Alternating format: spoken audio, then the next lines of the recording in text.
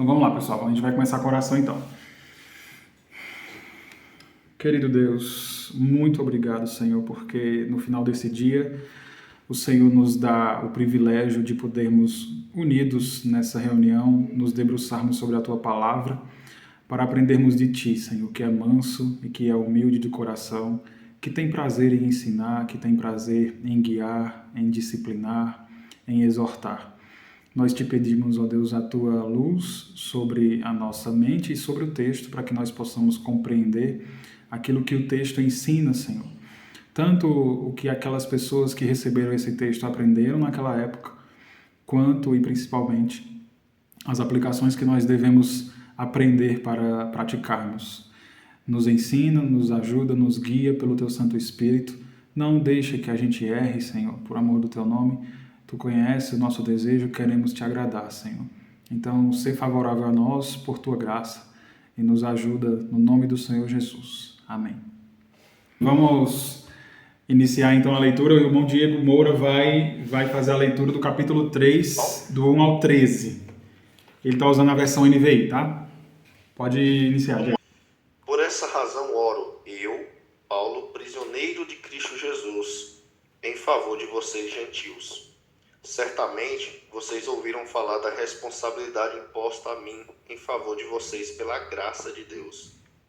Isto é, o ministério que me foi dado a conhecer por revelação, como já lhes escrevi em poucas palavras. Ao lerem isso, vocês poderão entender a minha compreensão do ministério de Cristo.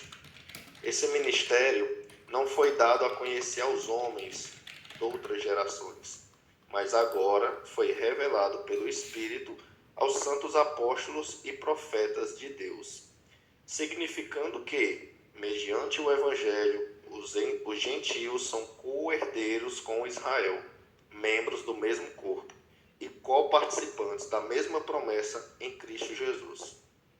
Deste Evangelho me tornei ministro pelo dom da graça de Deus, a mim concedida pela operação de seu poder. Embora eu seja o menor dos menores de todos os santos, foi-me concedida esta graça de anunciar aos gentios as insondáveis riquezas de Cristo e esclarecer a todos a administração desse ministério que durante as épocas passadas foi mantido oculto em Deus, que criou todas as coisas. A intenção dessa graça era que agora, mediante a Igreja, a multiforme sabedoria de Deus se tornasse conhecida dos poderes e autoridades nas regiões celestiais, de acordo com seu eterno plano que ele realizou em Cristo Jesus, nosso Senhor, por intermédio de quem temos livre acesso a Deus em confiança pela fé nele. Portanto, peço-lhes que não desanimem por causa das minhas tribulações em seu favor, pois elas são uma glória para vocês. Pronto, perfeito. Deus abençoe, Diego. Então, gente, eu vou fazer um breve resumo do que a gente viu nas aulas anteriores, né, nos encontros anteriores, para que a gente possa pegar aqui o fio da meada, porque Paulo, quando está escrevendo, ele não está pensando em versículos e capítulos separados, tá? Ele está fazendo um texto corrido, e lá no futuro, bem lá na frente, os estudiosos decidiram fazer essas divisões aqui por versículos e capítulos para poder a gente ficar mais... para poder facilitar o encontro dos textos, enfim. Mas Paulo está fazendo um texto corrido. E esse texto do capítulo 3, ele é continuação dos textos anteriores. Então vamos lá. No capítulo 1, Paulo fala sobre as bênçãos que Deus planejou e que abençoou os seus, né? Desde a eternidade, desde antes da fundação do mundo. E que ele executou um plano que ele tinha realizado também nessa época, por assim dizer, né? Antes da fundação do mundo. E esse plano ele executou em Cristo e agora aplica através do Espírito Santo, né? Então ele tem um planejamento, ele tem uma participação nesse planejamento, depois tem a participação de Cristo nesse planejamento, quando Cristo encarna e entra na história e executa esse planejamento. E agora tem o papel do Espírito Santo que aplica esse plano que Deus fez a todos aqueles que creem na palavra da verdade, que é o Evangelho que salva. Isso está escrito lá no capítulo 1, verso 13. E daqui a pouco a gente vai falar sobre isso também, porque Paulo fala o seguinte lá no versículo 8 do capítulo 3, aliás, no versículo 9: esclarecer a todos a administração deste mistério. Ou seja, ele vai explicar, ele vai falar mais uma vez sobre essa questão dessa administração, como que Deus administrou esse planejamento, né? E aí, continuando no capítulo 1, a partir do verso 15, ele faz uma oração pelos Efésios, na intenção de pedir a Deus que Deus ilumine a mentalidade dos Efésios, para que eles possam compreender a grandiosidade do poder que Deus operou neles, nos que creram, fazendo eles ressuscitarem dos mortos, assim como ele fez Cristo ressuscitar dos mortos. No capítulo 2, ele introduz a ideia de que as pessoas estavam, os pecadores, né, os gentios, estavam mortos em seus delitos e pecados, mas Deus interveio nessa história e mudou a sorte dos gentios e dos judeus também que creram no Evangelho.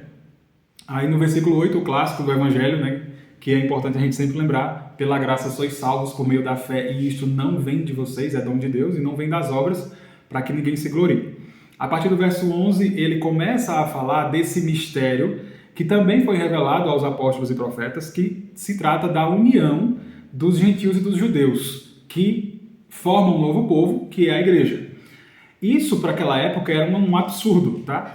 A gente tem que ter isso na nossa mente. Era um absurdo para o judeu.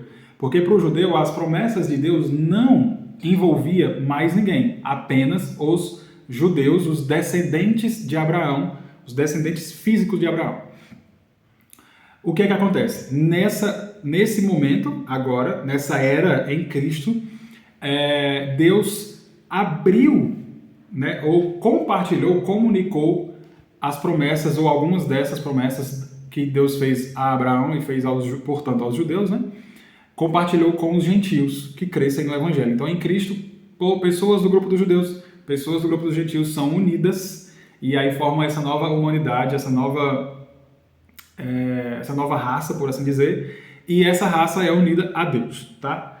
E nos versículos 19 a 22 do capítulo 2, ele diz que, por causa disso, agora os gentios que creram em Cristo, eles são coparticipantes com Israel das mesmas promessas, e estão sendo edificados para ser construído, né, com eles um tabernáculo santíssimo, cujo muro ou paredes, né, cujas paredes são feitas de pedras vivas, Pedro fala sobre isso, pedras vivas que são colocadas uma sobre a outra, enfim, para que Deus habite nesse povo. Então agora, antes Deus habitou num tabernáculo, depois no templo de Salomão, depois o próprio Deus habitou em Cristo, e agora habita na igreja do mundo inteiro, tá? Não vou dizer igreja universal, que esse é o termo correto, mas fica complicado por causa enfim, né, dos problemas que a gente tem aqui no Brasil. Mas vamos lá. Da igreja do mundo inteiro, da igreja que está no mundo. E aí diz que está sendo edificado no alicerce, ou nos fundamentos que os apóstolos e os profetas lançaram ou fizeram, cuja pedra principal, a pedra de esquina, é Cristo, né? E aí ele entra. A Igreja Mundial também não ajuda, também. Porque também tem do mesmo ramo. Os três nomes que poderia ser: a Igreja Católica, porque católica significa universal, não dá. Igreja Universal também não dá. Igreja Mundial também não dá. Aí ficou difícil pra gente, né? Igreja do mundo todo, igreja que está no mundo, igreja verdadeira, mais ou menos isso. É a igreja que tecnicamente também é conhecida como a igreja invisível. Global, boa. É a igreja invisível. A visível é a igreja local, é aquela que a gente consegue ver, as pessoas estão ali e tal. E a igreja invisível é porque a gente não sabe, mesmo numa igreja local, ali dentro daquela igreja local tem pessoas que não fazem parte da igreja invisível. E isso é um negócio que a gente tem que ficar meio, né, de olho aberto, assim, em relação a nós mesmos. Porque dentro da igreja local, que é a igreja visível, tem pessoas que não fazem parte da igreja invisível, que é a igreja verdadeira de Cristo. E aquela questão da separação do joio e do trigo, né? Por aí. Mas vamos lá então no capítulo 3.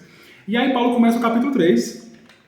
Mais uma vez, ele começa com essa conexão. Por isso que a gente tem que entender que é uma continuação do texto. Por essa razão, portanto, tudo isso remete ao texto imediatamente anterior.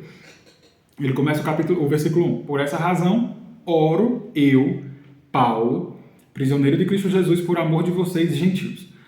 Qual é a razão, Paulo? Por qual razão, Paulo? É tudo que a gente falou dos capítulos 1 e 2. Pelo fato de os judeus e os gentios terem sido unidos e estarem sendo edificados em Cristo como uma igreja para se tornarem morada de Deus por seu Espírito. É o que a gente viu aí no finalzinho do capítulo 2. Então, por causa disso, eu oro. Então, Paulo está se preparando para orar aqui no capítulo 3. E parece que ele vai começar a orar agora, só que não. O que é que acontece? Ele faz uma digressão para explicar alguma coisa que a gente vai ver daqui a pouquinho, no versículo 2. Eu acho que é no versículo 2 que a gente vai ver. Isso. Então ele faz uma digressão. Então ele só vai começar a orar lá no verso 16. Tá? Então Paulo está pronto para orar. Mais uma vez. Por que mais uma vez? Porque lá no capítulo 1, versos 15 em diante, ele faz uma oração também.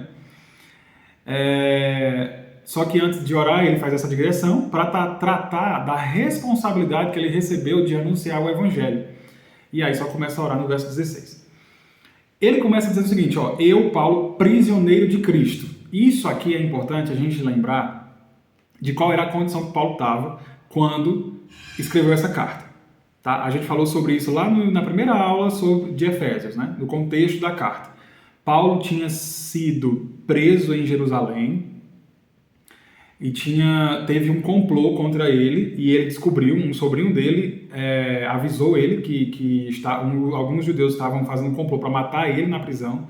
Ele comunica às autoridades, e as autoridades então de alguma forma protegem ele e enviam ele para Cesareia Marítima, que faz parte ainda do território de Israel da época e de hoje também. Cesareia Marítima era o que a gente pode entender hoje como a capital da Palestina, tá? Por quê? Porque para os judeus era Jerusalém, mas Jerusalém era meio que, para o Império Romano, era meio que vergonhoso. Então tinha um palácio para Pilatos lá em Jerusalém, mas a pompa mesmo era em Cesareia Marítima. Tinha um porto gigantesco, inclusive ainda hoje tem, vocês podem ver na internet. Tá? Então, enfim, Paulo vai para Cesareia Marítima, passa 2 anos preso. É nesse contexto que ele prega o evangelho para... Agora fugiu o nome aqui da autoridade, mas são 2 autoridades assim que ele prega o evangelho. Inclusive um deles fala assim, Paulo, as muitas letras te fazem delirar. Não sei se você lembra dessa frase. É nesse contexto. E aí Paulo faz o favor de apelar para César. Né? O que é isso? Paulo é cidadão romano. Ele tem direitos que outras pessoas que não são cidadãs romanas têm. Por exemplo, numa espécie de julgamento, ele poderia ser julgado diretamente pelo imperador. É como se fosse o STF aqui, né? Então, em vez de ser julgado por algumas autoridades, né, locais, ele poderia ser julgado pelo imperador. E aí ele apelou para César, ou seja, ele queria ser julgado por César e por isso ele tinha que ser enviado a Roma. Nessa viagem, ele passou 2 anos em Cesareia. Nessa viagem para Roma, ele está no navio junto com outros prisioneiros e os marinheiros lá. O navio afunda, né, tem um naufrágio.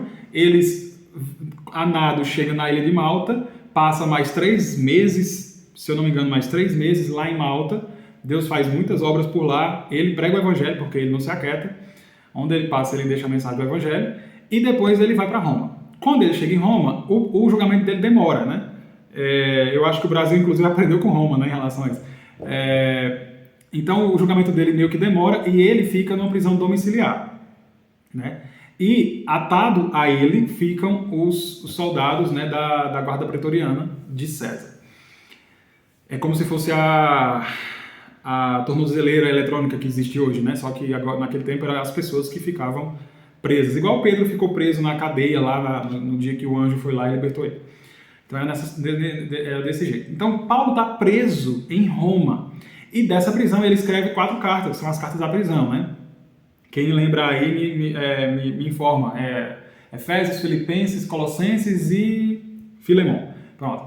São essas 4 cartas que ele escreve nesse contexto. E aí Paulo vai falar: eu, Paulo, prisioneiro de Cristo. parece que aqui Paulo está querendo dizer alguma coisa. Por quê? Porque lá no finalzinho dessa perícope, né, desse parágrafo, o Diego leu o seguinte, lá no versículo 13. Portanto, peço a vocês que não desanimem por causa das minhas tribulações em seu favor, pois elas são uma glória para vocês. O que é que acontece? As pessoas poderiam, ou com certeza estariam muito preocupadas com Paulo porque ele estava preso. Só que ele não se considera preso do Império Romano, gente. É incrível como Paulo, ele numa situação em que ele precisava ser consolado, ele é quem consola. Então ele vai e fala, Paulo, prisioneiro de Cristo. Paulo estava nessa prisão domiciliar, mas não se considerava preso do Império Romano. Quem era o Império Romano para Paulo, gente? Quem é o Império Romano para Deus? É nada, ninguém. Com certeza ele sabia que os planos de Deus estavam sendo executados da maneira correta, né? Apesar de parecer que estava tudo errado, estava tudo certo. E isso é importante. É importante para a gente aprender alguma coisa. Porque parece às vezes que na nossa vida tudo vai caminhando por caminhos que a gente julga ser errado. Só que quando a gente vê o contexto da coisa, quando a gente vê, quando a gente consegue, né, quando Deus permite que a gente veja a coisa mais panoramicamente, a gente percebe que estava tudo muito certinho, tudo muito encaixadinho, porque Deus conhece e sabe fazer as coisas do jeito certo. Mas eu vou falar sobre isso no finalzinho desse encontro. E aí ele termina esse versículo 1 dizendo, por amor de vocês, gentios. Ele tem ciência do que a missão dele é espalhar o evangelho para os gentios, né? Ele é apóstolo dos gentios. E isso é desde sempre. Quando ele foi convertido lá no caminho de Damasco, lá em Atos 9 conta essa história, né? Quando Deus falou para Ananias ir lá restaurar a visão dele, e Ananias ficou ali meio tenso, né? Deus falou para Ananias o seguinte, vá, este homem é meu instrumento escolhido para levar o meu nome perante os gentios e seus reis. Não era só perante as pessoas mais simples, era perante as autoridades também. E também perante o povo de Israel. Mostrarei a ele o quanto deve sofrer pelo meu nome. Então, Paulo tem ciência disso. E ele fala, eu, prisioneiro de Cristo, por amor de vocês gentios. Agora, ele continua no verso 2. Certamente vocês ouviram falar da responsabilidade imposta a mim em favor de vocês pela graça de Deus. Mais uma vez ele enfatiza. No capítulo 1, no versículo 1 ele fala, por amor de vocês gentios. Aqui ele fala, responsabilidade imposta a mim em favor de vocês. Então aqui a gente vai focar um pouquinho nessa questão desse favor e desse amor pelos gentios. Quando ele fala de responsabilidade imposta, ele tem ciência de que ele recebeu como é que eu posso... É uma responsabilidade, uma incumbência, né? Ele recebeu uma missão de Deus.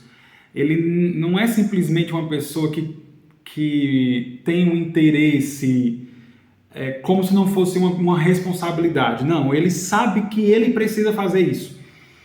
Ele tem que pregar o evangelho. Ele faz por graça, ele reconhece isso, ele sabe que ele não teria jamais capacidade de fazer isso, ele sabe que é a graça de Deus, a gente vai já ver isso.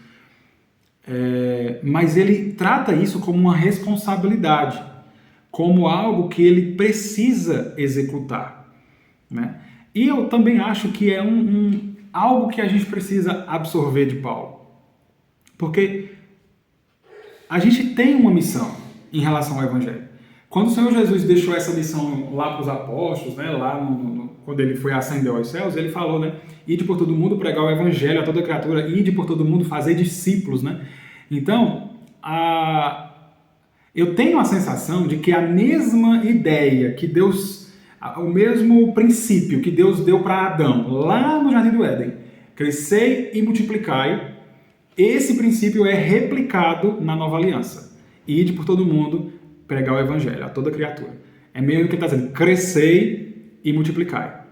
Agora, essa geração, ela já não é mais da carne pela vontade humana, mas do Espírito, pela vontade de Deus, mediante a palavra do Evangelho. E Paulo abraçou essa responsabilidade de uma maneira assim extraordinária. Paulo é nada menos que o maior missionário que houve na história do cristianismo. Ele plantou inúmeras igrejas, escreveu inúmeros textos que até hoje são os textos que baseiam e norteiam a igreja de todas as eras, desde a fundação do cristianismo há 2000 anos. E lá no capítulo 9 da primeira carta de Coríntios, ele escreve o seguinte, lá no verso 16. Contudo, quando prego o evangelho, eu não posso me orgulhar, pois me é imposta a necessidade de pregar. Ai de mim, se não pregar o evangelho. Então, Paulo tem um senso de responsabilidade, de urgência tão grande, que é como se Deus tivesse incutido na mente dele. A sua vida é isso. Você não está vivendo se você não fizer isso. É mais ou menos essa situação. E aí ele fala, essa responsabilidade foi imposta a mim em favor de vocês. Em favor de vocês. É como se ele dissesse assim, essa responsabilidade é dada a mim para que eu conceda graça a vocês, porque favor é isso, né? É uma graça, mas isso é pela graça de Deus. Então é uma graça de Deus que vem sobre Paulo e a graça de Paulo, entre aspas, que depende da graça de Deus, em favor dos gentios. E da igreja de Éfeso, por exemplo. E assim, essa responsabilidade que ele tem é tão grande, gente, e ele ama tanto as pessoas, ele de fato faz por amor pelas pessoas. Né? Ele não faz simplesmente porque tem que fazer. Né? Claro que ele sabia que tinha que fazer, mas o que impulsionava ele era o amor pelas pessoas. Até porque é o seguinte, se não é amor, o que pode motivar a gente a colocar a cara no sol e pregar o evangelho? A mensagem do evangelho, ela não está interessada em como é que eu posso dizer a palavrinha? Ela não está interessada em afagar o ego das pessoas. Ela não está interessada em falar coisas bonitinhas para as pessoas. O evangelho é verdadeiro, tá?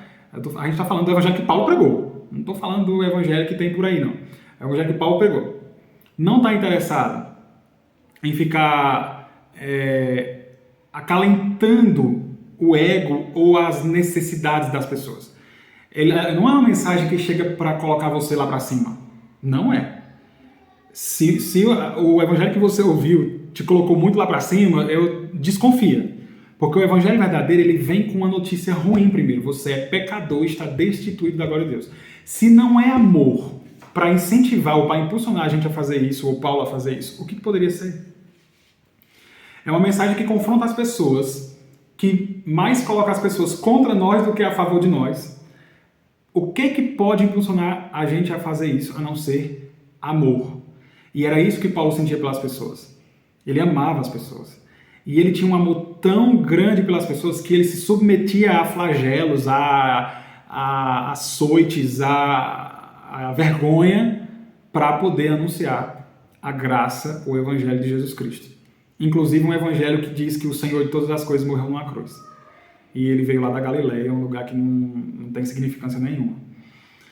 E aí lá em Filipenses, também uma carta da prisão, no capítulo 1, versos 20 a 24, ele escreve o seguinte, para vocês terem uma ideia de quanto ele amava as pessoas mesmo e, portanto, ele se submetia à pregação do evangelho. Aguardo ansiosamente e espero que em nada serei envergonhado. Pelo contrário, com toda a determinação de sempre, ou seja, como eu sempre fiz, como eu sempre estive determinado a fazer, também agora, ele estava preso, né? Também agora, Cristo será engrandecido em meu corpo. Ele estava preso para ser julgado, não sabia se ele ia ser condenado à morte ou ia ser liberto. Então, ele disse assim, gente, a mesma determinação continua. Agora, mesmo agora, eu estando preso, o meu corpo, o Cristo vai ser engrandecido no meu corpo, quer seja pela vida, quer seja pela morte, tanto faz, ele vai ser engrandecido no meu corpo. Por quê? Porque para mim, viver é Cristo. Se eu continuar vivo, é por ele, tá ótimo. E morrer é lucro, é vantagem, é ganho. Eu não perco nada se eu morrer. Caso continue vivendo no corpo, ou seja, caso eu continue vivo aqui, né, junto com vocês, terei fruto do meu trabalho. E já nem sei o que eu escolher, nem sei o que é que eu quero. Eu estou pressionado dos dois lados. Desejo partir e estar com Cristo. Olha a comparação que Paulo faz. Eu desejo partir e estar com Cristo. O que é muito melhor, é incomparavelmente melhor, partir, morrer e estar com Cristo. Contudo, é mais necessário, por causa de vocês, que eu permaneça no corpo. Ou seja, ele equipara, claro que ele acha muito melhor estar com Cristo, e de fato é, mas ele coloca na balança essas duas coisas. Cara, é muito melhor estar com Cristo, mas eu ainda vou preferir, pelo menos por esse momento, ficar por aqui mesmo, por causa que eu amo demais esse povo e eu sei que eles ainda precisam de mim. Então, Paulo tem uma responsabilidade e ele tem noção disso. Ai de Paulo se não pregar o evangelho, diz ele. No entanto, o que impulsiona ele é o amor. É o amor pelas pessoas, porque ele sabe que só existe uma mensagem que é poderosa para salvar pessoas, é o evangelho. E aí, as consequências ele já estava disposto a assumir, com toda a determinação de sempre. E aí ele fala o seguinte, que essa responsabilidade que foi imposta a ele por Deus, em favor dos gentios, foi pela graça de Deus. Aí vocês me perguntam, mas por que é por graça? Gente, será que Paulo não era a pessoa que tinha mais convicção nesse mundo que tudo era por graça? Por que é por graça? Por que é um favor imerecido? Porque Paulo não tinha merecimento nenhum de ser o apóstolo dos gentios. Se for por questão de mérito, a última pessoa desse mundo seria Paulo. Paulo era fariseu, legalista, era zeloso, muito zeloso, claro, não dá para negar. Paulo excedia em zelo aos da sua idade, diz ele. Só que ele perseguia a igreja de Deus e é muito provável que Paulo tenha matado cristãos. Pelo menos prender, ele prendeu e açoitou bastante. Então, assim, pela linguagem ali de Atos e tal, ele respirava ódio. Então, é possível que ele tenha matado cristãos. E ele carregava esse peso na vida. Né? Então, assim, ele olha para tudo isso e diz, cara, só pode ser graça, só pode ser misericórdia, só pode ser favor merecido, porque se fosse por questão de mérito, eu seria a última pessoa desse mundo a exercer esse papel. Né? Então ele sempre vai enfatizar isso, pela graça de Deus. Isso, participou da morte de Estevão, né? Eu acredito até que diretamente, Diego, porque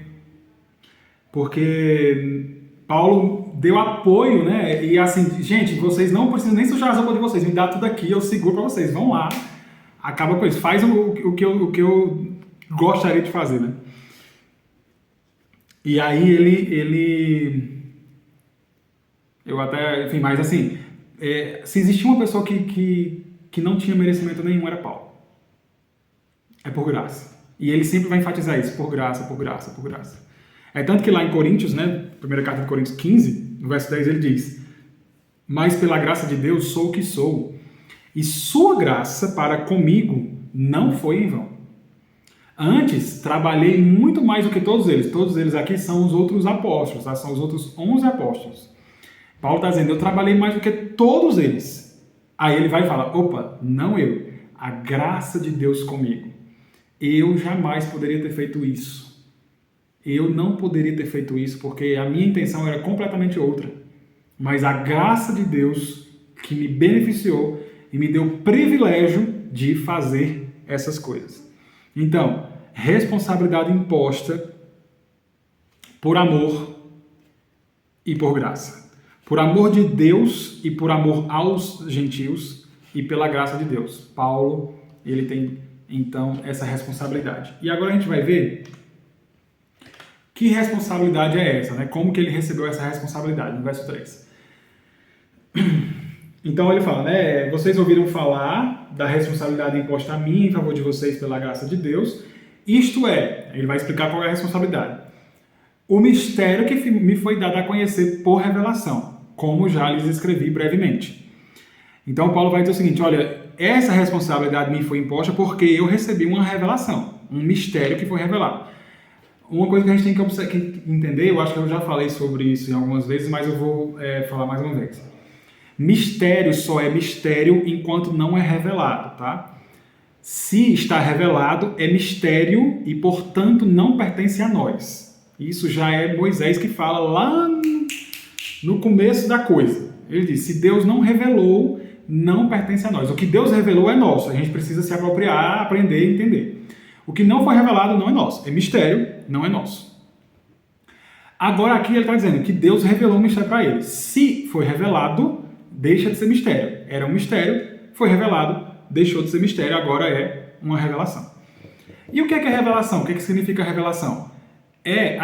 o ato de tirar o véu, né? Algo está velado, tem um véu por cima, ou, né, imagina uma mulher que vai casar, naquela época tinha muito disso, né, e cobre o rosto com véu, e o homem não consegue ver o rosto completamente. Ele vê ali alguns traços, talvez a cor, alguns detalhes, muito poucos, porque está coberto com véu, não dá para ver direito. Mas, uma vez que é revelado, ou seja, uma vez que é tirado o véu, aí dá para ver claramente, né? Essa é a ideia. Então, Paulo está dizendo o seguinte: foi-me dado um mistério, foi-me revelado um mistério, né? E aí a ideia é essa: foi tirado o véu de alguma coisa que estava oculta.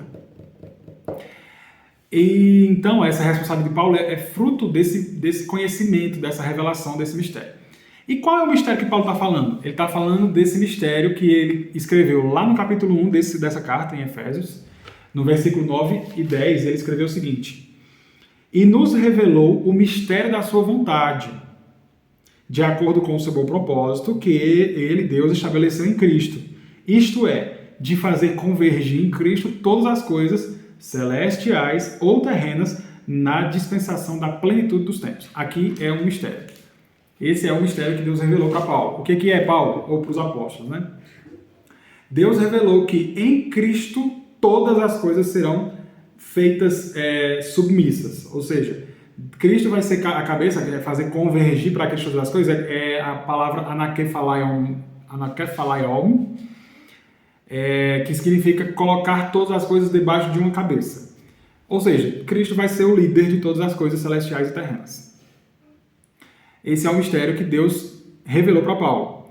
E um outro mistério é o que ele tratou nos versículos 11 a 22 do capítulo 2, que é o quê? A união dos gentios no corpo de Cristo junto com os judeus que creram.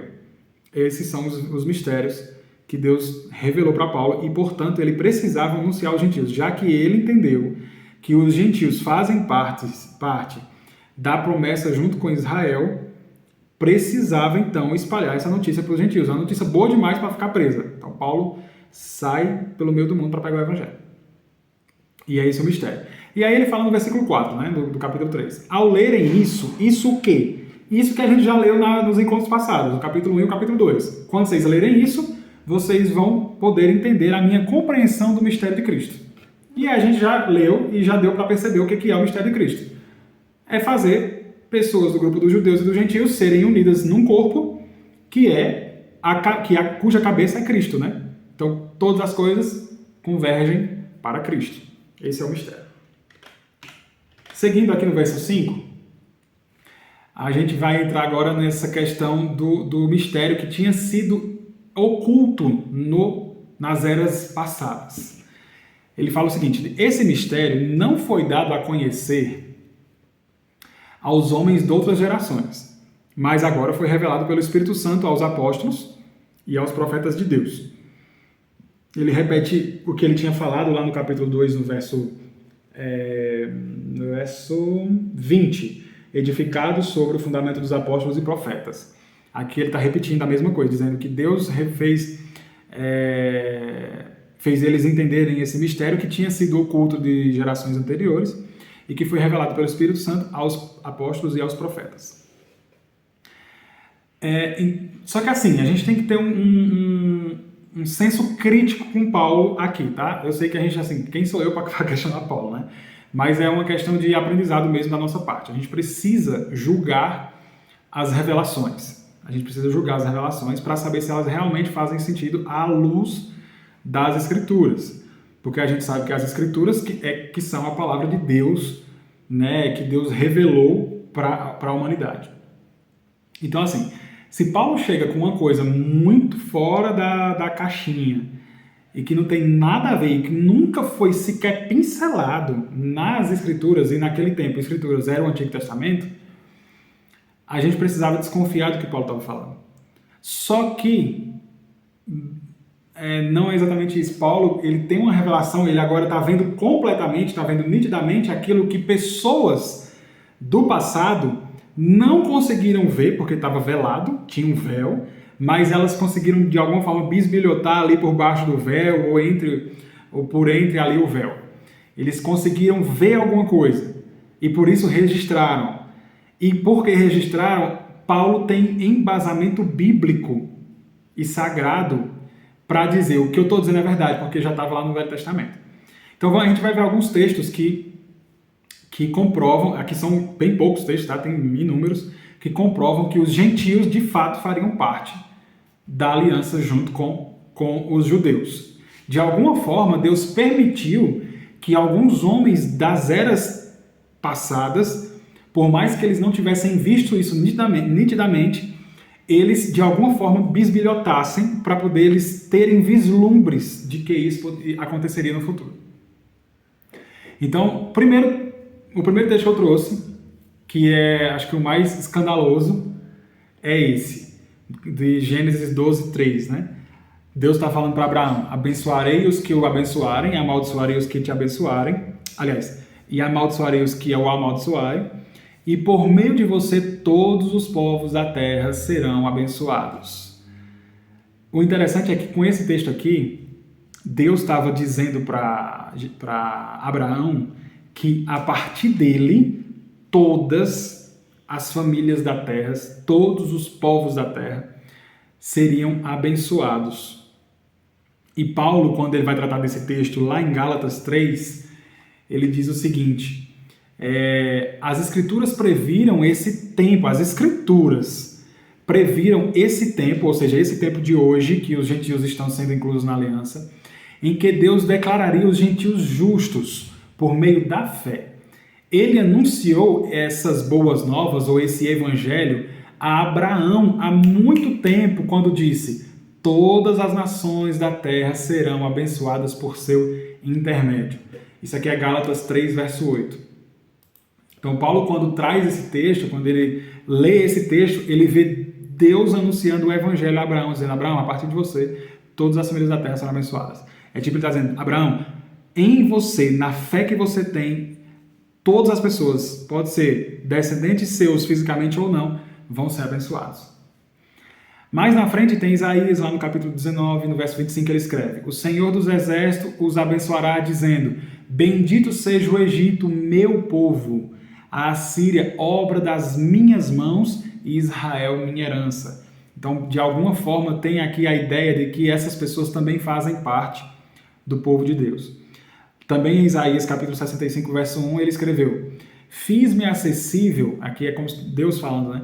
Fiz-me acessível aos que não perguntavam por mim. Fui achado pelos que não me procuravam. A uma nação que não clamava pelo meu nome, eu disse: eis-me aqui, eis-me aqui. Então, mais uma vez, de alguma forma, tem uma pinceladinha aqui de que pessoas de outras nações, né, pessoas que não conheciam Deus, que nem perguntavam por Deus, ele se apresentaria para elas. Lá no Salmo 22, no verso 27, está escrito: todos os limites da terra se lembrarão e se converterão ao Senhor. Gente, isso aqui é escancarado.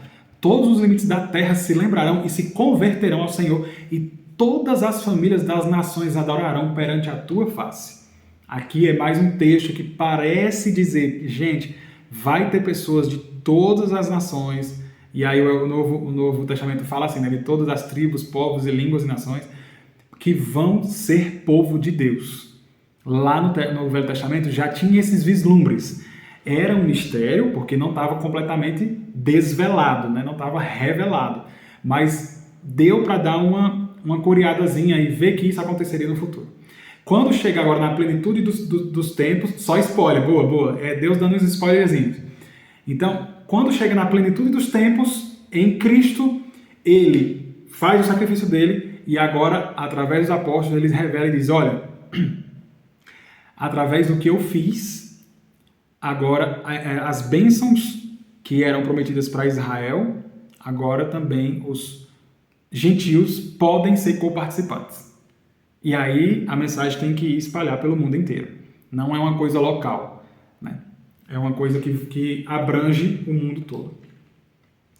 E assim, eu trouxe esses versículos, gente, porque a gente precisa ter esse hábito, tá? E aqui já é uma aplicação mesmo. A gente precisa ter esse hábito. Quando eu falei assim, quem sou eu para julgar o que Paulo disse, né? De fato, Paulo, homem de Deus, apóstolo, enviado por Cristo para anunciar o Evangelho, ele escreveu cartas que são consideradas revelação de Deus, palavra de Deus para a igreja. ele, assim, não dá para julgar Paulo simplesmente, né, tipo, por afronta, né, nesse sentido, não. Mas a própria Bíblia nos ensina a julgar as revelações, tá? A própria Bíblia nos ensina a julgar o que está sendo pregado. Então, vamos ver o que Paulo pregou. Paulo pregou que os gentios seriam inclusos na aliança. Em algum lugar dessa escritura diz isso? Aí eu trouxe esses 4 versículos. Cara, parece que diz. Aqui diz assim, assim, assim. Então eu acho que tem embasamento bíblico sim o que Paulo disse. Então abraça, porque é a palavra de Deus. Né? Isso é importante. Quando Paulo está lá em Bereia, eu não vou lembrar agora qual é o capítulo de Atos, mas quando ele está em Bereia, ele começa a pregar o evangelho para os bereanos, e aí Lucas escreve lá em Atos, né, ele está escrevendo e fala assim, e os bereanos eram mais nobres do que os de Tessalônica, porque eles primeiro receberam a palavra com grande alegria, né, com disposição, e isso é muito bom, receber com disposição, mas conferiam nas escrituras para ver se o que o Paulo falava era isso mesmo, era verdade. Então, assim, enquanto Paulo pregava o evangelho, os bereanos estavam conferindo nas escrituras para ver se o que o Paulo falava tinha embasamento bíblico. Né? E aí Lucas diz que eles eram mais nobres do que os de Tessalônica. Por quê? Porque eles receberam com alegria, mas também eles conferiam. Diego? Tá conferindo aí, Diego? É isso aí. É o que eu digo, não acredita no que eu estou dizendo. Meu. Confere tudo. Confere tudo. E outra coisa, Diego, a responsabilidade que é imposta a vocês, por amor de mim, é que se eu errar em alguma coisa, vocês têm que me dizer, para eu corrigir e não errar mais, tá bom? Vamos seguindo aqui então. Aí, continuando no versículo 5, ele fala que ali eu falei sobre a revelação, né, do mistério que estava ali oculto das gerações anteriores. Quando ele fala que foi oculto de outras gerações, ele está falando de grandes homens de Deus, tá? É de Abraão, é de Moisés, é de Davi, é dos profetas que inclusive pregaram sobre a nova aliança, mas Deus não revelou para eles que os gentios seriam inclusos de maneira completa, tá? De maneira nítida. Eles tiveram alguns vislumbres.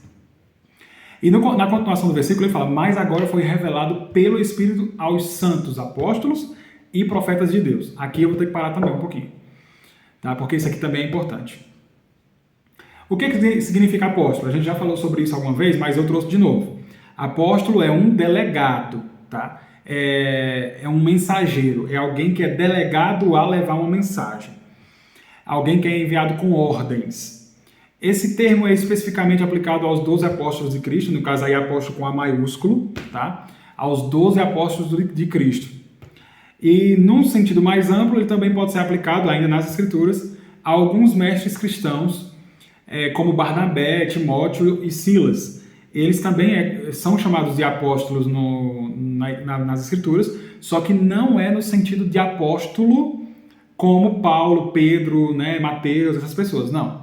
Eles são apóstolos porque eles são enviados também, eles cuidam de igrejas, eles levam mensagens. Mas no sentido específico desse termo autoritativo de apóstolo com A maiúsculo, pessoas que trazem revelações doutrinárias, só os 12, tá bom? E assim, a gente tem um trecho que eu trouxe aqui que é importante. Quando ele fala santos apóstolos e profetas de Deus, aqui ele está trazendo os 2 ministérios que existiam na época, que trazia revelação doutrinária, para montar aquele alicerce que ele trata no capítulo 2, aquele fundamento, né? Quando você vai lá em Mateus, no capítulo 16, o Senhor Jesus fala para Pedro o seguinte, Pedro, eu lhe digo que você é Pedro, ou seja, Petros, né, pedra, eu digo que você é uma pedra. Sobre esta pedra edificarei a minha igreja, e as portas do inferno não poderão vencê-la. Gente, esse texto aqui é muito difícil, tá? Eu não me sinto capaz de explicá-lo, mas eu trouxe, eu corri esse risco. Porque existem várias interpretações sobre quem que seria essa pedra. Várias. Então eu vou pincelar algumas, tá? E vou falar da que eu preciso aqui para esse texto. Algumas pessoas dizem, Pedro, você é Pedro, como se Jesus estivesse assim apontando, é a teologia do dedo, como dizem, né?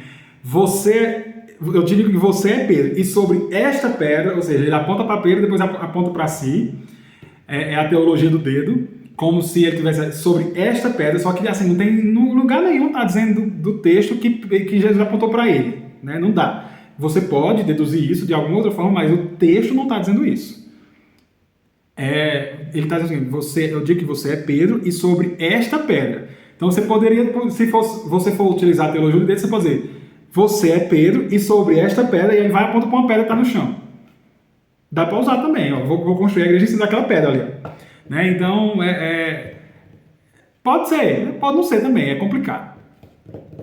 A Igreja Católica, ela entende que Jesus estava apontando para Pedro, e a maioria dos evangélicos tende a achar que essa interpretação é ruim, que essa interpretação é, tipo, puxando a sardinha para o lado deles, porque eles acreditam que Pedro é o primeiro Papa.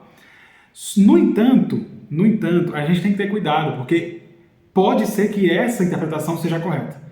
Ele está dizendo o seguinte, que é sobre esta pedra, e quando ele está falando que Pedro, ou sobre esta pedra, que ia apontar para Pedro, ele está apontando para o líder do colégio apostólico, que é Pedro. Só que não necessariamente Pedro seria a única pedra, né? Ele seria a representação daqueles que lançariam os fundamentos. Né? Então, assim, se essa for a interpretação correta, é a mesma ideia que Paulo está falando. Olha, ele revelou aos apóstolos e aos profetas. E ele tinha falado que ia fazer isso, que sobre essa pedra, sobre este colégio apostólico, cujo líder é Pedro, ele construiria as bases da sua igreja. E é interessante se a gente olhar, de fato, Pedro exerceu um papel muito importante na fundação da igreja. Quem foi que pregou para os judeus e 3.000 se converteram no dia de Pentecostes? Pedro. Quem foi que pregou em Samaria? Pedro. Quem foi que pregou lá? Quem foi que introduziu o mundo cristão nos gentios? Pedro, lá em Cornélio, né? Quando ele prega para Cornélio. Então, quem introduziu? Quando Jesus fala lá no comecinho de Atos, para eles irem pregar o evangelho na Judéia, em Samaria e até os confins da terra, nesses 3 ambientes, na Judéia, em Samaria e os confins da terra, nos 3, quem pregou foi Pedro. Né? Então, assim, é muito possível que sim, essa interpretação esteja se referindo. Aqui não está dizendo que Pedro era Papa, que o Papa é uma continuação, não tem nada a ver isso aí. Mas que é possível que Jesus Cristo, estava apontando para Pedro como líder do colégio apostólico, dizendo que sobre eles, sobre essa função, sobre esse ministério, sobre esse colégio apostólico, as bases da igreja seriam lançadas. E Paulo confirma isso em alguns textos dele, inclusive nesse, né? Esse mistério foi revelado aos apóstolos e aos profetas de Deus. E aí eu falei sobre os apóstolos, né? Lembrando que apóstolo é um enviado, tá? E nesse caso, os que foram enviados por Cristo diretamente são apóstolos com A maiúsculo e que trazem revelações doutrinárias. Então, quem foi que foi enviado por Cristo diretamente? Foram os 11 que ele tinha escolhido durante o seu ministério, mais Paulo, nessa segunda remessa de apóstolos, que só tem Paulo, né? Quando Jesus, o próprio Jesus, aparece para Paulo no caminho de Damasco, e o próprio Jesus revela a ele o evangelho. Ele fala em algum outro texto, acho que em Gálatas mesmo, diz, ele não recebeu de homens, ele recebeu do próprio Cristo esse evangelho, assim como os outros apóstolos. Ele viu Cristo ressurreto, assim como os outros apóstolos. Então ele passou a ter credenciais exigidas para um apóstolo de verdade que poderia trazer doutrinas. Então, esses apóstolos são os 11 mais Paulo. E por que eu estou falando dos 11 excluindo Matias? Eu deveria ter um pouquinho de temor em fazer isso, né? Porque de fato Matias foi colocado no colégio apostólico, só que ele foi colocado pelos apóstolos. Então existe essa discussão se realmente Matias fazia parte desses apóstolos que trouxeram doutrinas. A gente não tem nenhum registro de Matias, eu não estou dizendo nada contra ele, tá? Ele é com certeza um grande homem de Deus, ele também viu o Senhor ressurreto, ele andou com os discípulos do Senhor Jesus, aprendeu com o Senhor Jesus, tinha as credenciais para sê-lo, mas não tem nenhum registro de que Cristo enviou ele. Não tem. Né? E como lá em Apocalipse fala que terá 12 portas, acho que são 12 portas na cidade santa, E nessas 12 portas vai ter o nome de cada apóstolo. Não sei se é porta ou coluna, agora eu tô sem lembrar direito. Mas vai ter 12 alguma coisa que vai ter o nome de cada apóstolo. E aí? Será que vai ser Matias ou vai ser Paulo? Né? Eu, particularmente, acho que é Paulo. Né? Então, tem essa questãozinha também. Mas, enfim, vamos seguir que a gente vai ficar preso numa coisa que não é interessante. Aí ele vai e fala, apóstolos e profetas de Deus. Aí a gente vai entrar numa coisinha mais, assim, espinhosa. Quem são os profetas de Deus? Lá em 1 Coríntios 14, verso 3, está escrito o seguinte: quem profetiza o faz para a edificação, o encorajamento e a consolação dos homens.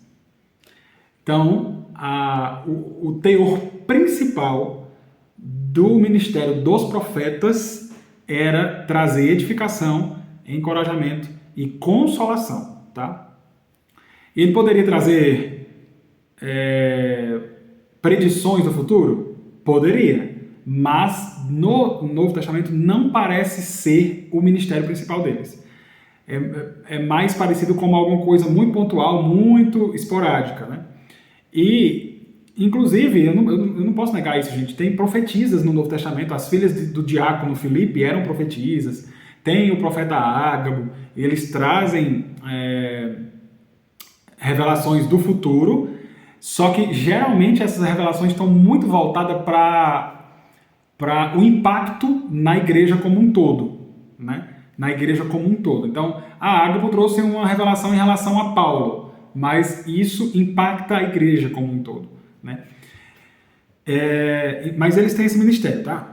Edificar a igreja, encorajar os crentes e consolar os crentes. E lá no mesmo texto, lá em 1 Coríntios 14, também tem uma outra função do profeta que eu acho que é importante a gente falar sobre ela. Capítulo 14 de 1 Coríntios, versos 24 e 25. Mas se entrar algum descrente ou não instruído quando todos estiverem profetizando, ou seja, tem profetas, né, que está profetizando, ele, ou seja, o descrente, né, por todos será convencido de que é pecador e por todos será julgado, e os segredos do seu coração serão expostos. Assim, ele se prostrará rosto em terra e adorará a Deus exclamando: Deus realmente está entre vocês.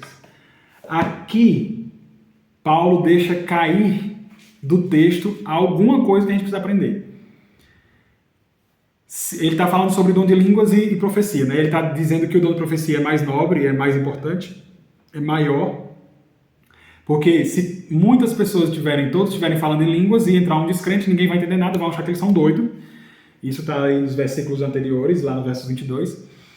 E no 24 ele fala: mas se, em vez de todos que estiverem falando em língua, estiverem profetizando e entrar o descrente, ele não vai achar que vocês são doidos. O que vai acontecer com ele? Ele vai ser convencido de que é pecador. Aí eu pergunto a vocês, qual é o teor da profecia que Paulo está tratando aqui? Alguém consegue imaginar, quer chutar? Ele por todo será convencido de que é pecador. Ponto. Qual é o teor da profecia desses profetas? Evangelho.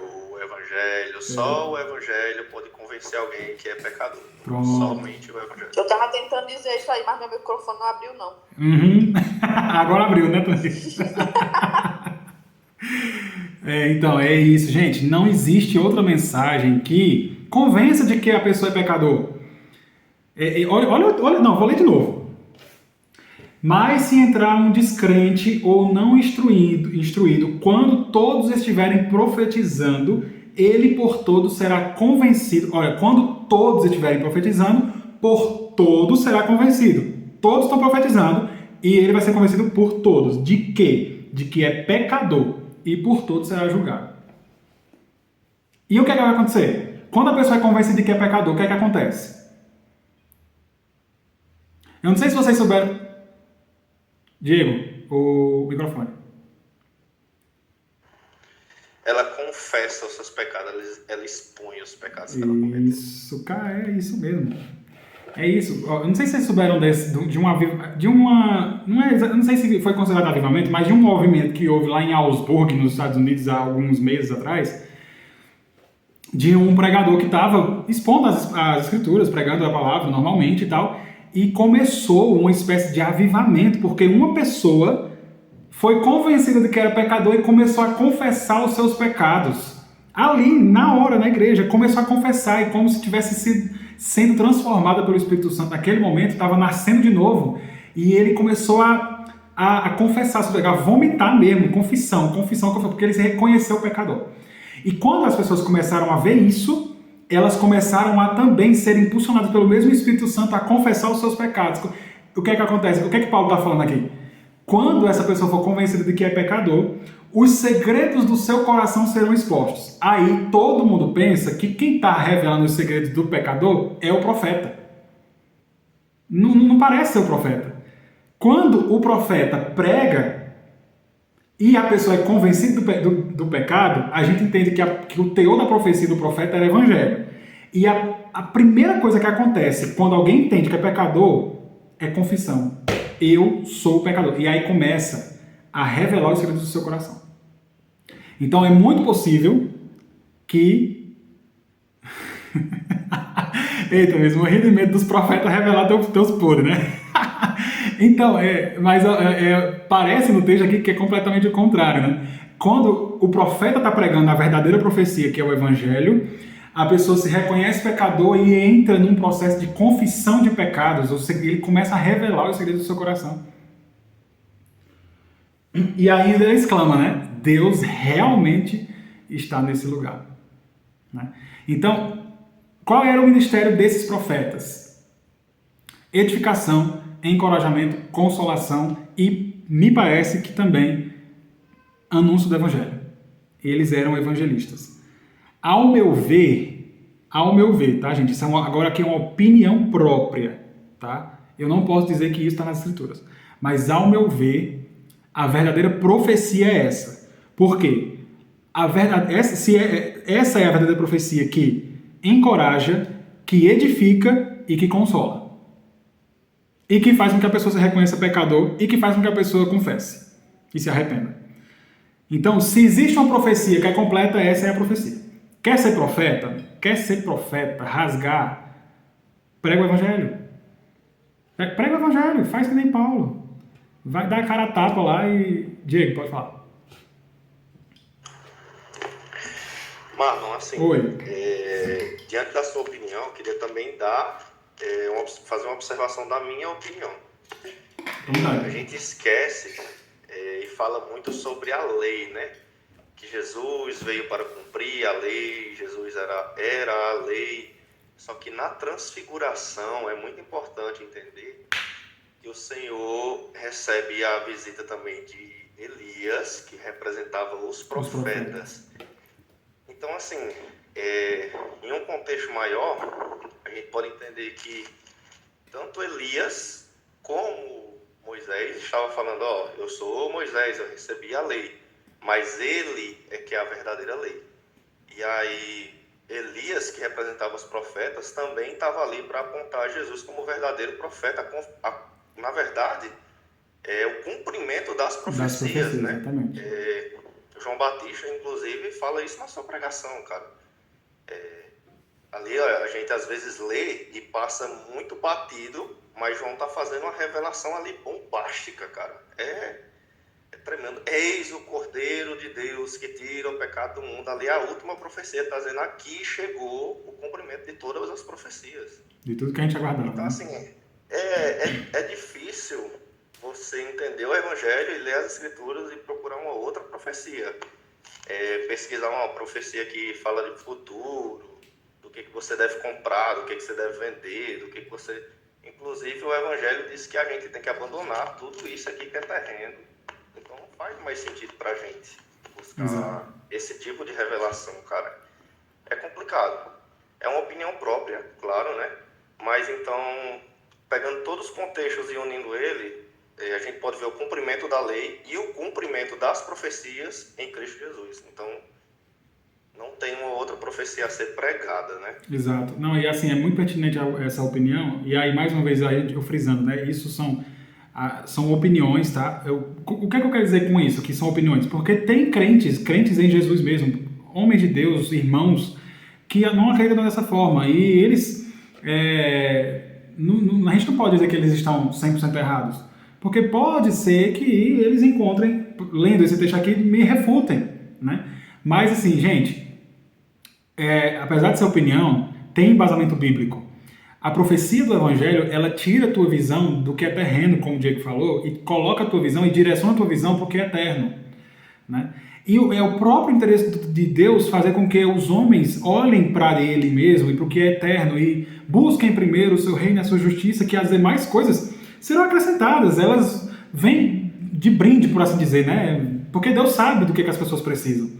Então, por que as pessoas serem refém de profecias que prendem ou escravizam a visão das pessoas no que é aqui, no que é daqui, passageiro? Se a própria intenção do Deus eterno é fazer com que as pessoas desvinculem a vida do que é daqui para poder olhar para o que é eterno e viver em função daquilo, né? Então eu penso que há uma contradição muito grande nesse teor de profecias que levam as pessoas a viverem escravizadas pelo que é terreno, quando a intenção divina é libertar essas pessoas do que é terreno, inclusive dos desejos materiais que impulsionam as pessoas a procurar esse tipo de revelação de profecia. Tá bom? Mas vamos lá. Continuando. Então, assim, o teor da pregação desses profetas parece ser evangelho e eles utilizam isso para edificar, encorajar e consolar e para fazer com que as pessoas se convertam dos seus pecados. Então, resumindo, são homens levantados por Deus com o propósito de anunciar revelações doutrinárias a essa igreja nascente, a fim de construir um alicerce cuja pedra principal é Cristo. E a gente falou sobre isso no encontro passado. Continuando agora no verso 6. E aí eu vou pegar aqui do verso 5 para a gente não perder o fio da meada do contexto aqui, né? Mas vamos lá. Verso 5. Esse mistério não foi dado a conhecer aos homens de outras gerações, mas agora foi revelado pelo Espírito aos santos apóstolos e profetas de Deus, significando que, mediante o Evangelho, os gentios são co-herdeiros com Israel, membros do mesmo corpo e co-participantes da promessa em Cristo Jesus. Então Paulo está dizendo qual é o significado desse mistério. E ele expõe, né? Ele expõe. O significado é que, mediante o Evangelho, aí tem essas três coisas que acontecem com quem crê. Mas eu vou parar no mediante o Evangelho. Não dá para a gente pular esse trechinho, mediante o Evangelho. Esse aqui é o tesouro da coisa. Por quê? Porque é o meio pelo qual esse significado, esse propósito é possível. Não tem como o gentio ser co-herdeiro de Israel, membros do mesmo corpo e co-participante da promessa, se não for através do Evangelho. Não tem a menor condição. Não existe isso. Paulo é enfático. É mediante o Evangelho. Lá no capítulo 1, verso 13. Quando vocês creram na palavra da verdade, o Evangelho que os salvou, vocês foram selados com o Espírito Santo, que é a garantia, o penhor e a garantia, enfim. É mediante o Evangelho. Não tem como você entrar nesse corpo, fazer parte desse corpo, ser participante dessas promessas, ser co-herdeiro com Israel, se não for através do Evangelho. Você é gentil. Você é gentil. Não tem como você fazer parte disso se não for através desse judeu que é Jesus. Ele fez a obra perfeita e ele abriu o caminho para que você pudesse, por ele, participar dessas coisas. E aí, mediante o Evangelho, os gentios, que antes eram o lixo do mundo, né, pelos judeus, eles eram tipo as gentes, né, aquele povo desprezível que não merecia nem sequer o relacionamento com os judeus. Agora, através do Evangelho, eles podem e eles serão co-herdeiros, eles são co-herdeiros, ou seja, co-herdeiros herdeiros juntamente, né? Os judeus são herdeiros Israel é a herança de Deus, então agora os judeus são unidos a Israel, né? Eles são co-herdeiros, são juntamente herdeiros. São membros do mesmo corpo, né? Esse corpo que é a igreja, que é essa união dos judeus e gentios também, e são coparticipantes da promessa em Cristo Jesus. Que promessa? Que promessa? Que promessa? A promessa do Espírito Santo. Lá em Joel 2, quando ele fala que o Espírito seria derramado sobre toda a carne, né? E aí toda a carne não é todas as pessoas, nem todos os animais, porque animal também é de carne, é sobre todas as etnias, né? Pessoas de cada nação, de cada tribo, de cada povo seriam batizadas com esse Espírito Santo. E aí os gentios, quando creem no Evangelho, mediante o Evangelho, eles são coparticipantes dessa promessa, da promessa do Espírito Santo, tá? E aí eu trouxe duas verdades importantes, gente. Se vocês esquecerem tudo isso aqui que eu falei, mas não esquecerem disso aqui, para mim tá ótimo. Primeiro, não é possível obter esses benefícios à parte do Evangelho. Não tem como. Não dá para você ser co-herdeiro de Israel, membro do mesmo corpo e coparticipante da promessa sem Evangelho. O que é Evangelho? Resumindo, é a verdade que te confronta dizendo que você é pecador, digno de toda condenação justa e santa de Deus, você está destituído da glória de Deus e precisa de um Salvador. Quem é esse Salvador? Jesus Cristo, que fez a obra que deveria ser feita, que é aceita por Deus, a única que é aceita por Deus, e que a justiça dele agora é aplicada àqueles que creem nele. Por quê? Porque você não tem como fazer essas obras. Então você crê nele para a sua salvação, a justiça dele é imputada a você. E portanto agora você é filho ao invés de ser réu. Tá? Isso só tem como acontecer através do Evangelho. Não é através de milagre, não é através de batismo, não é através de nada dessas coisas. É do Evangelho. Do Evangelho. E você tem que ouvir o Evangelho para poder a fé ser gerada no seu coração. É como Paulo fala, vocês ouviram e creram, que a fé vem pelo ouvir. Segunda verdade importante, o Evangelho não existe para fornecer outros tipos de benefícios. Então, se alguém chegar para você dizendo o seguinte, vamos ser crente, vamos na igreja, porque Deus vai fazer isso, isso e isso na sua vida. Chuta para longe de você, pelo amor de Deus, porque não é Evangelho. O Evangelho não está interessado em te dar coisas, te dar casa, carro, riqueza, saúde, nada disso, nada disso. Isso é outro Evangelho.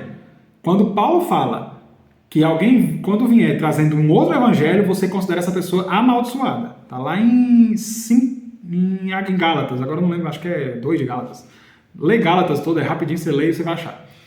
Né? Então, não é essa a intenção do Evangelho. Não estou dizendo que Deus não possa fazer, tá? Ele é bondoso, maravilhoso e faz isso com qualquer pessoa, não precisa ser crente. Ele dá riqueza até para os ímpios, inclusive para os ímpios. Né? Então, o Evangelho não está interessado em te dar outros benefícios. O benefício que ele quer te dar é o maior de todos. Riqueza humana, riqueza terrena é fichinha perto disso, tá, gente?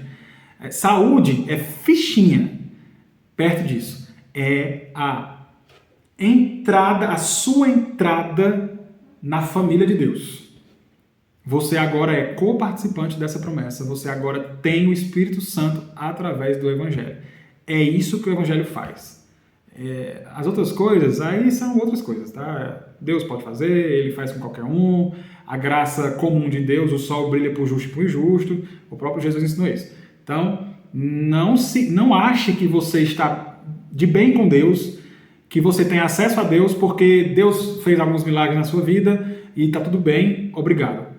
Se você estiver interessado em saber sobre milagres, vai lá no Museu do Padre Cícero, lá no Juazeiro do Norte, que lá está cheio não, Diego? Cheio de mão, de pé, de cabeça, de pescoço, tudo de madeira, porque o povo recebeu mesmo de graça, como eles dizem. Né? Então, milagre por milagre, até o diabo faz.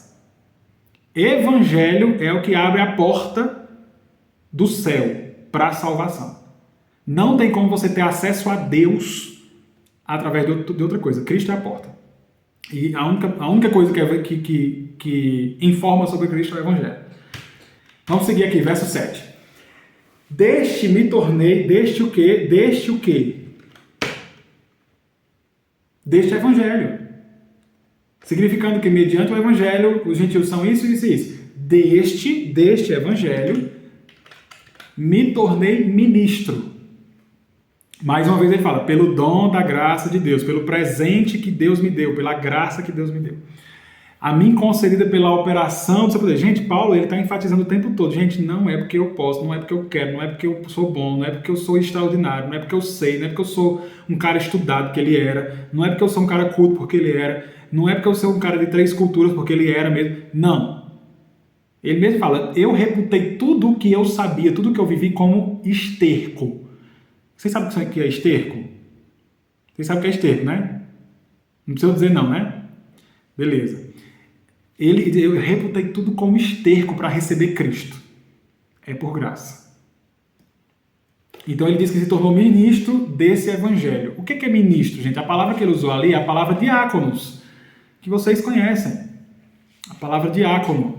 A palavra diácono, gente, não é nada pomposo, tá? Nada de, né, um título. Não é um título. É um serviço. A palavra ministro também significa, diácono significa serviço, ou alguém que serve. Alguém que executa um pedido de um mestre. É um servo, um atendente. É um garçom. É alguém que serve a comida e a bebida. É um diácono. Né? Não tem nada pomposo nisso aí, não tem nada extraordinário, não tem nada de exuberante nisso, tá? É um serviço. Ele fala o seguinte, que ele se tornou servo desse evangelho, né? E ele fala o seguinte, embora eu seja o menor dos menores dentre os santos, foi-me concedida essa graça. De novo ele está falando, gente, eu recebi graça. É um privilégio para mim poder fazer isso. Recebi graça, foi-me concedida essa graça de anunciar aos gentios as insondáveis riquezas de Cristo. Paulo fala o seguinte, embora eu seja o menor dos menores entre os santos. Aqui tem uma coisa interessante. Por quê? Vamos lá. Por que Paulo se considerava o menor? Né? Ele fala isso lá também na primeira carta de Coríntios, capítulo 15, verso 9. Daqui a pouco a gente vai encerrar, viu, gente? Já é 10h20, meu Deus.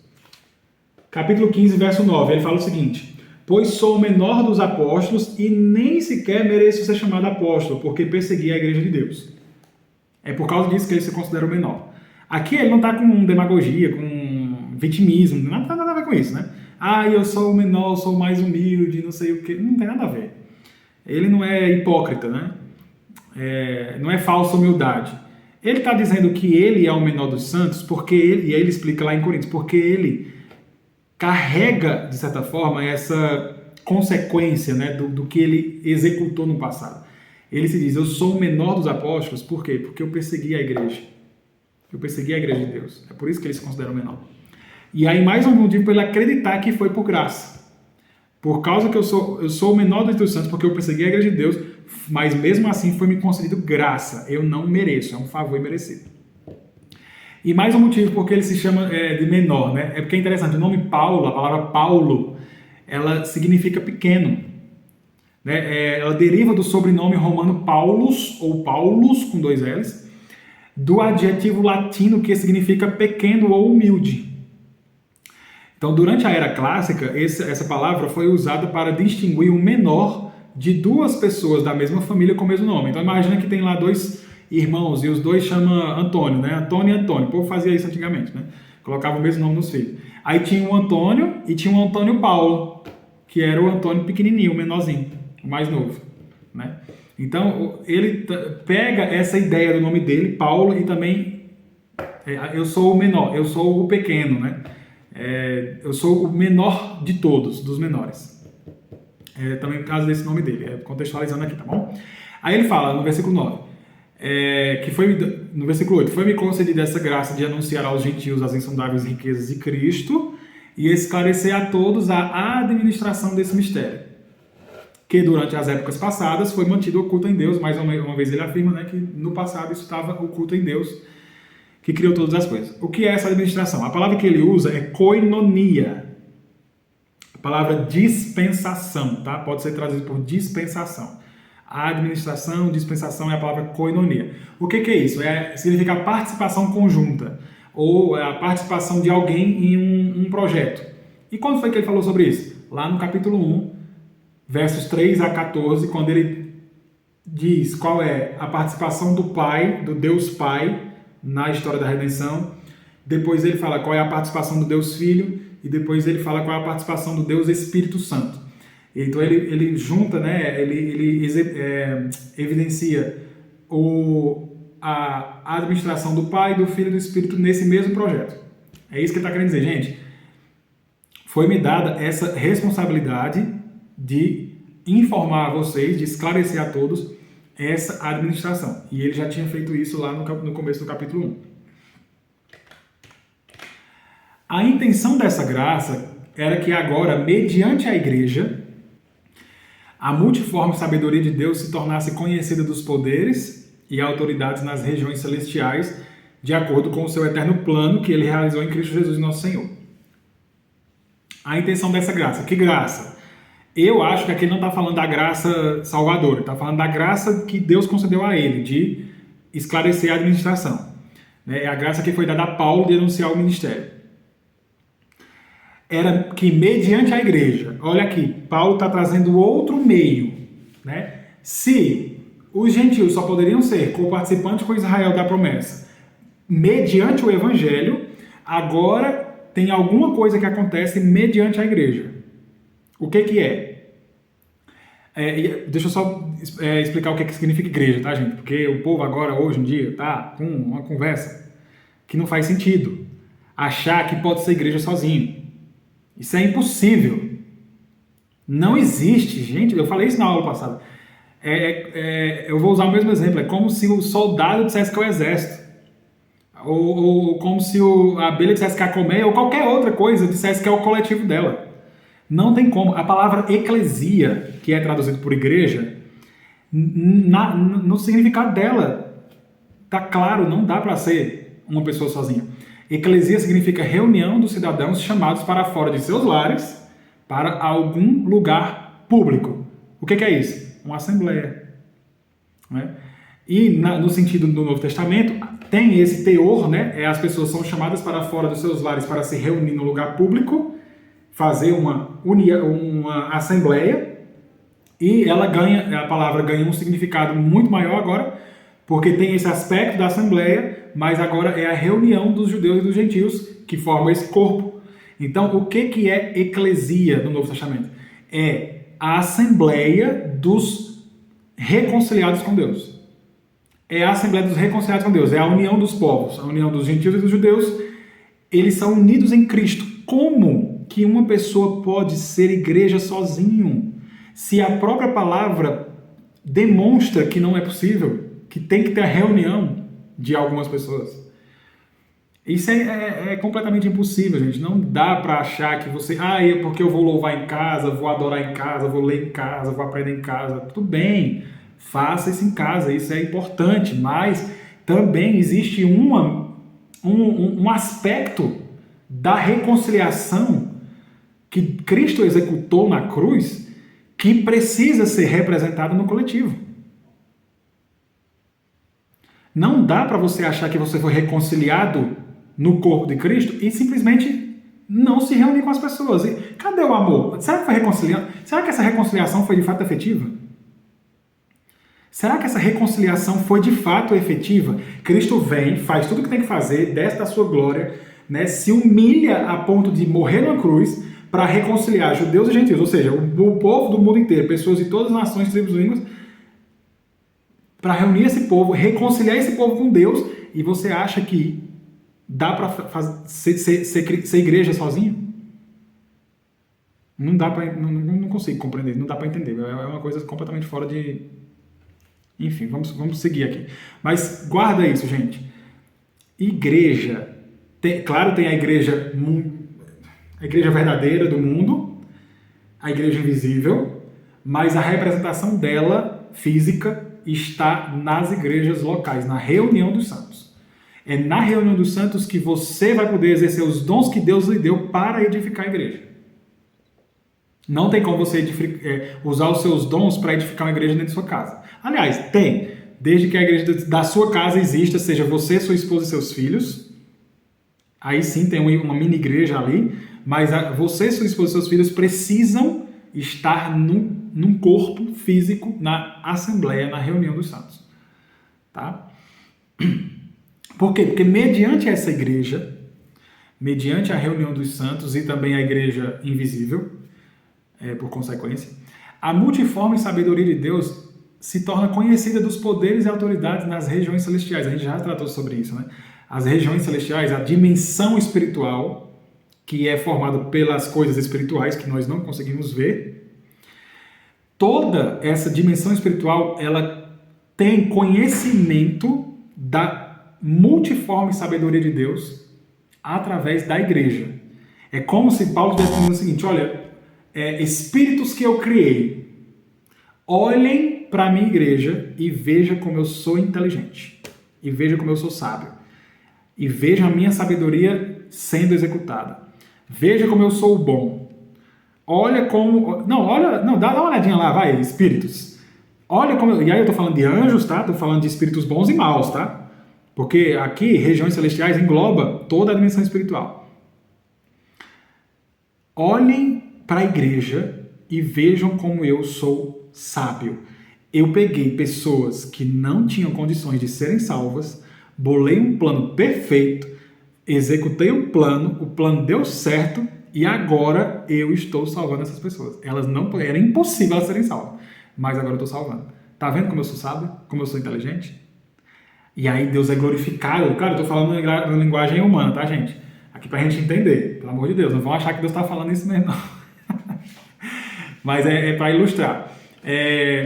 Então, aí as regiões celestiais, né, vão glorificar Deus de alguma forma. Até os espíritos maus, eles vão glorificar, nem que seja no último dia. Eles vão se quebrar todinho, vão se ajoelhar.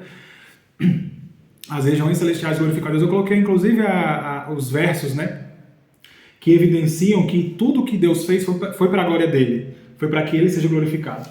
Lá no capítulo 1, quando ele fala da administração do Deus Pai, ele diz, lá no versículo 6, capítulo 1, verso 6, para o louvor da sua gloriosa graça. Lá, quando ele fala da execução do plano de Deus através do Filho, lá no versículo 14, do versículo 12, ele diz, para o louvor da sua glória. Lá no versículo 14, quando ele fala do Espírito Santo, ele vai e diz, para o louvor da sua glória. Lá no capítulo 2, verso 7, ele diz que tudo isso ele fez para mostrar na eras que hão de vir a incomparável riqueza da sua graça, como ele é bom, demonstrado em sua bondade para conosco em Cristo Jesus. Então, o tempo todo, Deus está fazendo as coisas para que ele seja glorificado, e ele tem esse direito, ele é Deus. Eu não posso fazer as coisas para a minha glória, eu não sou Deus, eu dependo dele. Porque se eu fizer qualquer coisa, por mais que seja um benefício muito grande para alguém, eu precisei de coisas que não foi eu que fiz. Eu precisei de oxigênio para respirar, porque sem oxigênio eu não consigo fazer nada. Eu precisei do meu corpo para fazer, porque sem meu corpo eu não consigo fazer nada. Eu precisei da minha mente para fazer, porque sem minha mente eu também não consigo pensar em alguma coisa para fazer. E tudo isso eu dependo de Deus. Então a glória não é minha, é dele. Agora ele não. Tudo que existe foi ele que fez.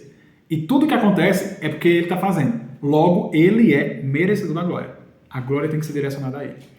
Então, a igreja cumpre esse papel muito perfeitamente. A igreja é o baluarte da verdade e é o meio pelo qual Deus é glorificado. O mundo não está nem aí para Deus, gente.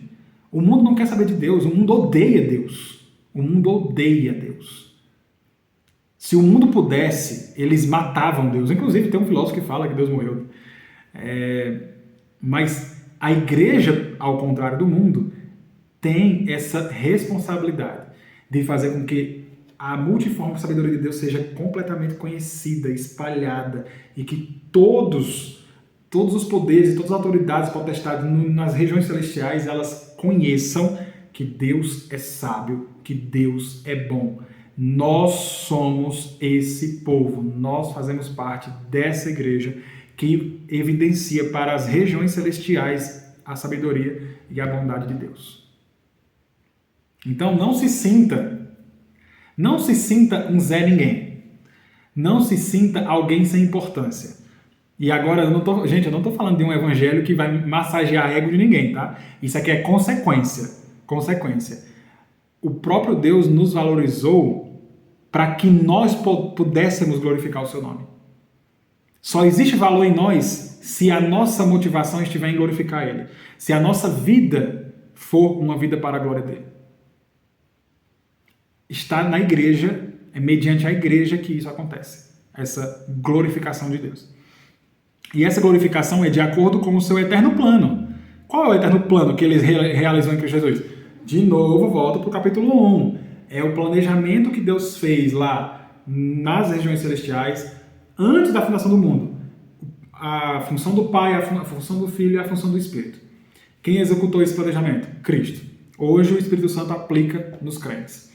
Por intermédio de quem temos livre acesso a Deus em confiança pela fé nele. Essa é a reconciliação da igreja com Deus. Nós temos acesso a Deus. Então, lembrando, mediante o Evangelho, nós fazemos parte da promessa do Espírito Santo. Mediante o Evangelho. Mediante a igreja, nós somos reconciliados com Deus. E temos agora essa função de evidenciar para todos a multiforme sabedoria de Deus.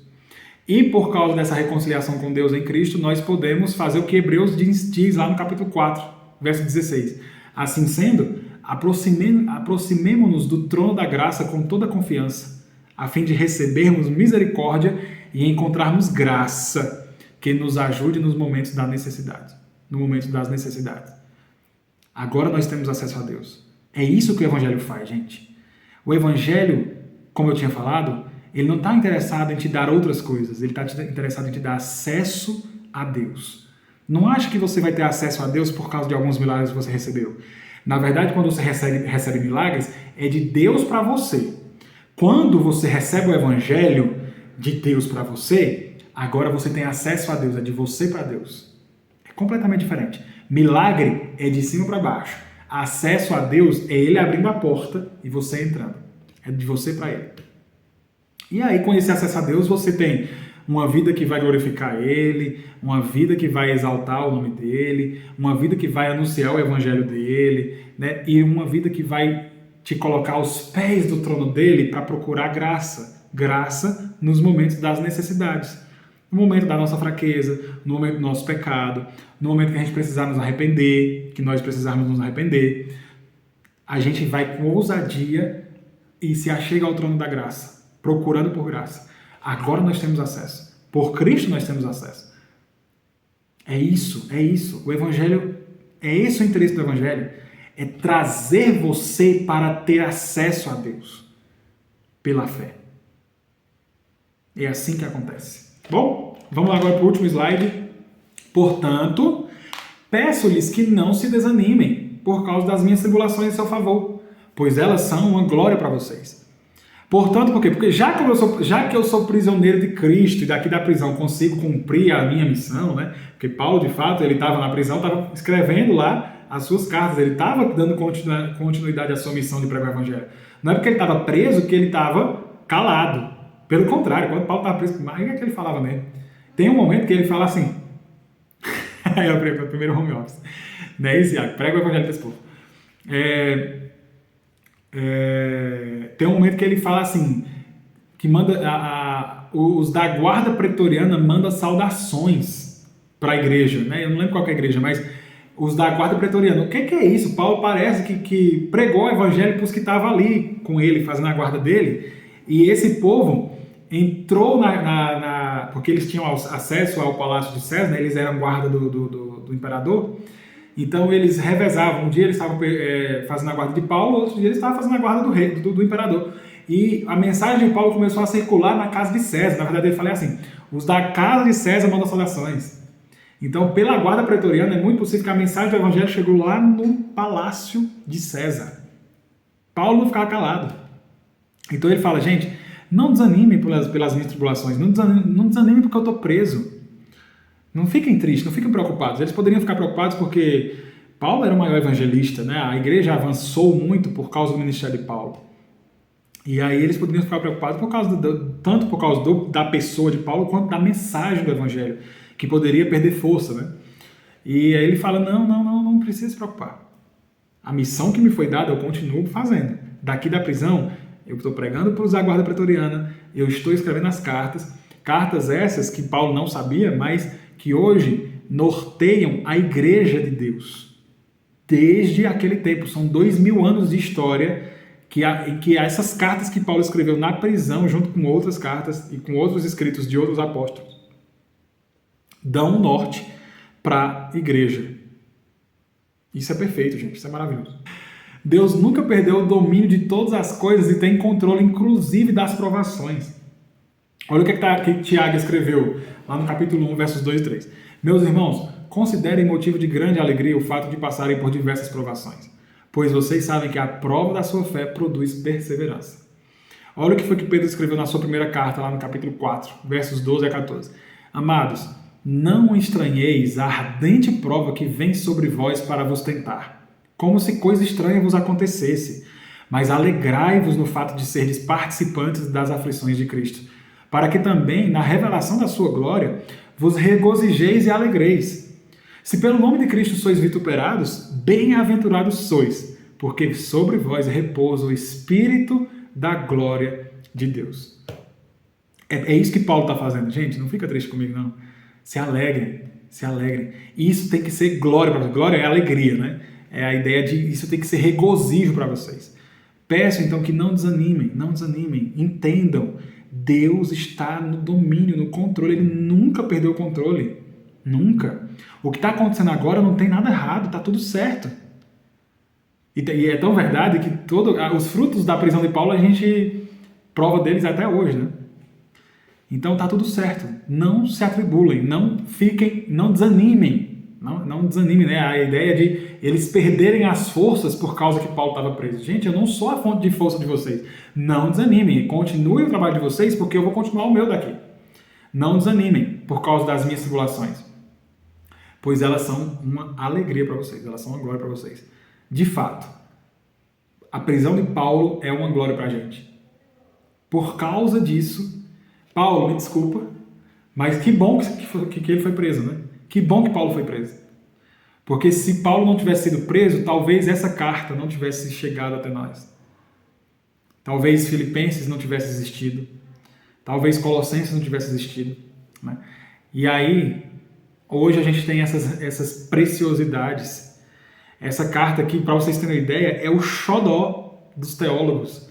Porque ela é muito profunda, é pequenininha, mas é muito profunda. Ela fala sobre tudo que tem que ser falado. Evangelho, doutrina, prática. A gente vai entrar agora, quando a gente terminar esse capítulo 3, a gente vai entrar agora num teor prático da carta. Então, é muito rica. E tudo isso aconteceu porque Paulo estava preso, mas não tinha nada errado. Deus estava no domínio e está no domínio ainda hoje.